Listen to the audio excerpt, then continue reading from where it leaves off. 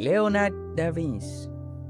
Leo tunaanza na mmoja ya watu wenye akili kubwa zaidi kuwahi kutokea duniani. Leonardo da Vinci alizaliwa tarehe 15 ya Aprili ya mwaka 1452 nchini Italy. Alikuwa msanii, mwanasayansi, mvumbuzi na mhandisi. Jambo la kushangaza ni kwamba aliwaza kuhusu mashine zilizofanana na helikopta, ndege na hata magari mamia ya miaka kabla ya kutengenezwa. Alitengeneza mchoro maarufu wa Mona Lisa ambao hadi leo ni moja ya kazi za sanaa zilizowahi kujulikana zaidi duniani. Pia alichora The Last Supper. Leonardo alifariki tarehe 2 ya Mei ya 1519. Alikuwa na umri wa miaka 67, lakini mawazo yake yaliendelea kuiongoza dunia kwa karne nyingi zilizofuata. Galileo Galilei. Huyu ni mtu aliyesubutu kupinga imani za wakati wake kwa kutumia sayansi. Galileo alizaliwa tarehe 15 Februari 1564 nchini huko Italy. Alitumia darubini kuchunguza anga na kugundua kwamba dunia si kitovu cha ulimwengu kama watu wengi walivyoamini wakati huo. Ugunduzi wake ulileta mabadiliko makubwa katika sayansi. Kutokana na mawazo yake, alikumbana na upinzani mkubwa kutoka kwa viongozi wa dini kwa wakati huo. Hata hivyo, kazi yake ilikuja kuthibitishwa baadaye sana. Galileo alifariki tarehe 8 ya Januari 1642 akiwa na umri wa miaka 77. Isaac Newton, mtu aliyesaidia kueleza kwa nini vitu vinaanguka kuelekea chini. Kwa nini vinatoka juu na kuelekea chini? Isaac Newton alizaliwa tarehe 4 Januari ya mwaka 1643. Anajulikana kwa kueleza kanuni za mwendo na nguvu ya mvutano. Hadithi maarufu inasema kuwa alitafakari kuhusu nguvu ya uvutano baada ya kuona tufaha ikianguka kutoka kwenye mti. Kazi zake zilibadilisha fizikia, hisabati na sayansi kwa ujumla. Leo bado wanafunzi duniani kote wanajifunza kanuni zake. Newton alifariki tarehe 31 Machi 1727 akiwa na umri wa miaka 84. Alexander the Great, mfalme kijana aliyetikisa dunia kwa ushindi wake wa vita.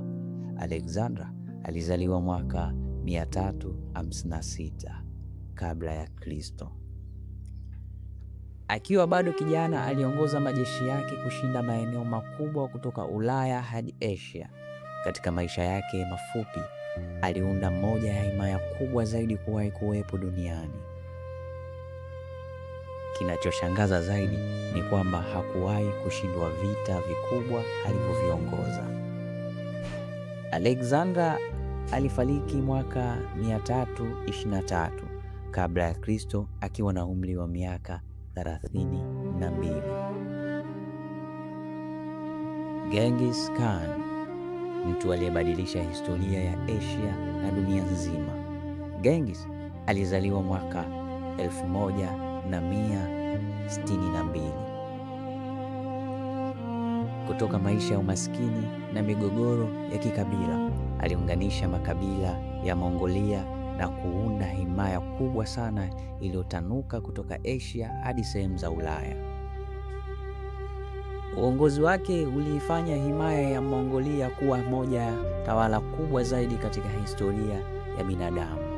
Alifariki mwaka 1227 akiwa na umri wa takribani miaka 65. Nikola Tesla, mtu ambaye mawazo yake yalikuwa mbele ya wakati wake. Nikola alizaliwa tarehe 10 Julai 1856. Alitoa mchango mkubwa katika maendeleo ya mfumo wa umeme wa AC unaotumika duniani hadi leo. Pia alikuwa na mawazo kuhusu mawasiliano yasiyotumia waya muda mrefu kabla ya simu za kisasa na internet. Watu wengi humuita mmoja ya wavumbuzi muhimu zaidi kuwahi kuishi duniani. Tesla alifariki tarehe 7 Januari ya mwaka 1943 akiwa na umri wa miaka 86. Albert Einstein, mtu aliyebadilisha jinsi binadamu wanavyouelewa ulimwengu. Albert alizaliwa tarehe 14 Machi 1879 nchini huko Ujerumani. Aliunda nadharia ya uhusiano ambayo ilibadilisha kabisa uelewa wa muda na nafasi na nguvu.